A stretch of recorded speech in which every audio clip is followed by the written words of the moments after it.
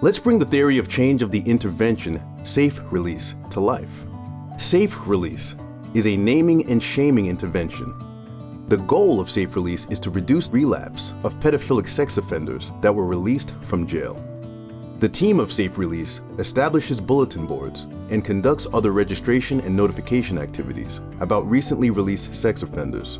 With these activities, Safe Release warns the community that the ex-offender is released from jail and back in society. The team of Safe Release believes that the naming and shaming of non-compliant and deviant behavior will lead to behavioral changes in a positive direction. Using the mechanisms framework, 5 underlying mechanisms were identified. There may be more, but Safe Release focuses on these 5. Building upon these mechanisms, they created a detailed TOC. Agenda setting is the first situational mechanism and describes the processes by which widespread and extensive media coverage can influence public opinion. It can help explain the formation of public opinions regarding the most appropriate response to the issue of released sex offenders living in a community. The second situational mechanism uses diffusion theory. Diffusion theory describes how information about registered sex offenders spreads through particular communication channels over time among the members of a social system. Diffusion theory can thus inform the intervention team of Safe Release about the appropriate communication channels. Joined-up surveillance is an action formation mechanism. It describes the processes by which people from the community start to collaborate to surveil former sex offenders. The first transformational mechanism is opportunity reduction. This mechanism refers to the processes that lead to released sex offenders having less opportunity for recidivism, repeating the offense. The second transformational mechanism is offender shame. This mechanism refers to the process that released sex offenders feel more shame when they consider recidivism. With the help of these mechanisms, the team of Safe Release developed a more detailed TOC. Let's start with the intervention.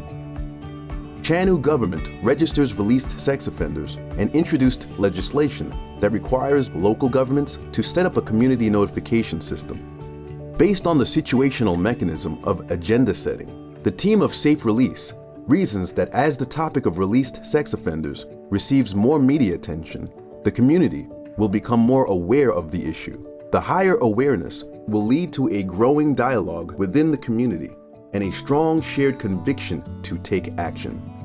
The agenda-setting mechanism relies on several assumptions to hold true.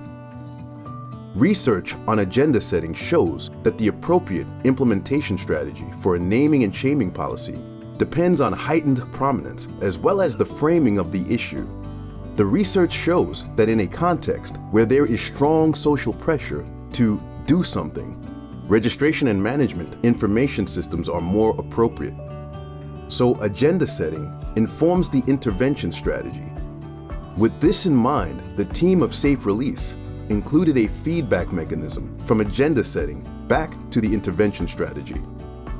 It is believed that these activities will lead to diffusion processes, which is the second situational mechanism in the TOC. Diffusion theory can inform the team of Safe Release which appropriate communication channels to use.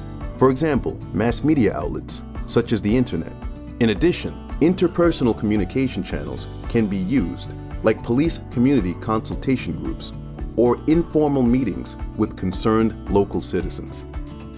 Safe Release gives special attention to potential unintended side effects of the intervention. A closer look at existing social science theories helps them prevent and anticipate such effects.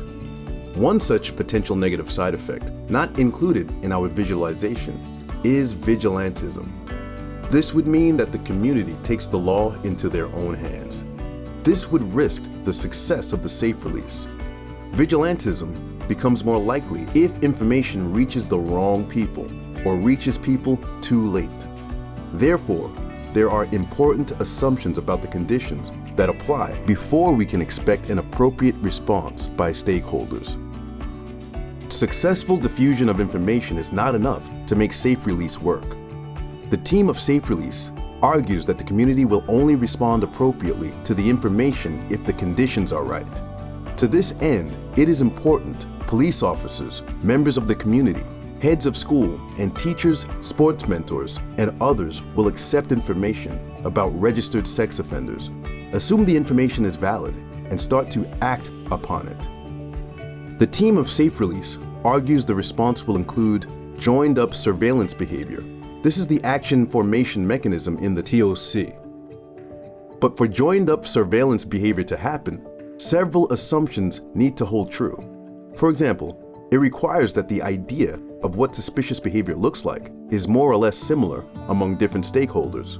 Also, a part of the joined-up surveillance mechanism is registering results of surveillance activities in the management information systems.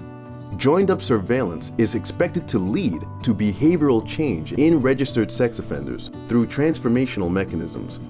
Aggregated surveillance increases the likelihood that sex offenders will be caught. This activates an opportunity reduction mechanism. A higher risk of being caught reduces opportunities for reoffending. Registered surveillance activities can also trigger a shame-inducing mechanism among sex offenders. The increased perceived likelihood of being caught and registered adds to feelings of shame. Eventually, this should lead to a reduction of pedophilic actions among potential reoffenders. Building upon these different mechanisms led to a detailed TOC that describes the rationale behind Safe Release's intervention and impact. The described mechanisms revealed the logic of the intervention and how it expects to achieve the goal: reduction in reoffending.